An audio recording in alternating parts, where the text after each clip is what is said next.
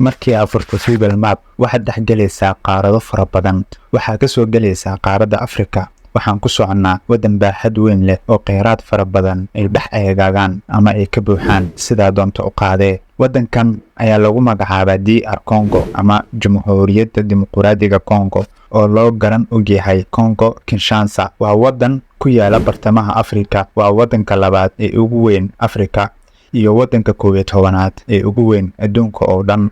waa wadan leh ganacsiyo aad u fara badan oona leh kheyraad badan ay ka buuxaan macdano. laakiin nasiib darro wadankan kama faa'iideysan kheyraadkiisa oo waxaa lagu dhisay laguna camiray magaalada Brussels ee wadanka Belgiumka. markii uu soo galay gumeystaha Belgiumka 1960kii waxa uu la baxay wixii uu lahaa wadankaasi oo dhan, ha noqdaan kheyraad, macaadin iyo kulliba. waa wadan ay hadda ka jirto faqirtinimo midii ugu hooseysay, waxaana ka jira dhibaatooyin fara badan. maantana waxaan ka hadlaynaa suurtagalnimada ama musiibo midii ugu weyneed ee ka dhacda adduunkan sanadkii 2020.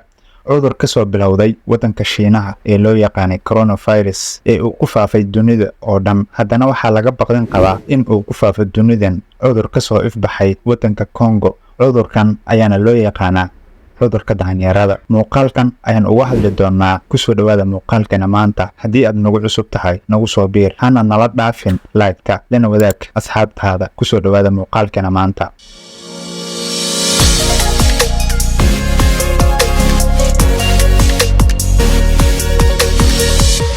sanadkii 2020 dunida waxaa gilgilay oo maasheeyay cudurka loo yaqaan coronavirus. waxa uu nalaayay kumanaan qof, waxa uuna xiray oo hakiyay isku socodkii dadweynaha, waxa uu burburiyay dhaqaalihii wadamo badan, waxa uu dadka ka dhigay shaqo la'aan midii ugu hooseysay. sanadkan 2024 ilaa 2025 ayaa laga baqdin qabaa in cudurka daanyeerada ee ka soo ifbaxay qaybo ka mid ah qaaradda Afrika haba ugu darnaatee wadanka loo yaqaan Congo oo laga soo sheegayo in ka badan 15,000 oo kiis iyo ku dhawaad 500 oo qof oo dhimasho ah. cudurkan ayaa ku dhaca dadka iyo xayawaanada. qofka ayaa waxa uu isku arkayaa nabro ka soo baxa jirkiisa qarqariyo. cudurkan waxa uu keeni karaa dhimasho. cudurkan ayaa ka soo bilowday wadanka Congo waxa uu ku faafay wadamada dariska la ah Congo. maalintii Jimcaha xarunta Yurub ee ka hortagta xakamaynta cudurrada ayaa sare u qaaday heerka feejignaanta cudurka daanyeerada.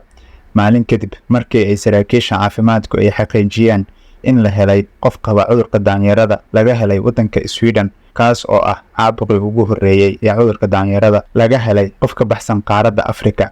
agaasimaha hay'adda caafimaadka Yurub ayaa sheegay in ay Yurub arki doonto caabuqan uuna ku faafi doono Yurub iyo dunida oo dhan. calaamadaha ugu horreeya ee cudurkan waa qandho, murqo xanuun, cuno xanuun oo ay ku xigto cuncun ama finan xanuun leh, madax xanuun, qanjidhada oo barara iyo daal. cudurkan ayay astaamihiisu soo muuqdaan 4 ilaa 11 maalmood. si kastaba ha ahaatee muddada soo kabashada cudurkan waxa ay noqon kartaa muddo kaaban.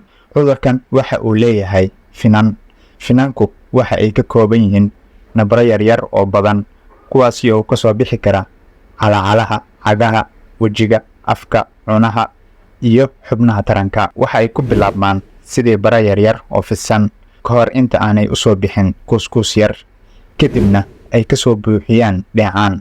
ugu dambeyntii waa uu dilaacaa. dheecaankaas caadi ahaan waxa uu soconayaa ilaa 10 maalmood. calaamadihiisu waxa ay socdaan 2 ilaa 4 toddobaad, laakiin waxaa sii jiri kara bukaanada habdhiskooda difaac uu daciif yahay. cudurkan waxaa looga hortagi karaa waa inuu qofka qaato talaal. muuqaalkana maanta halkan ayuu ku soo koobaynaa.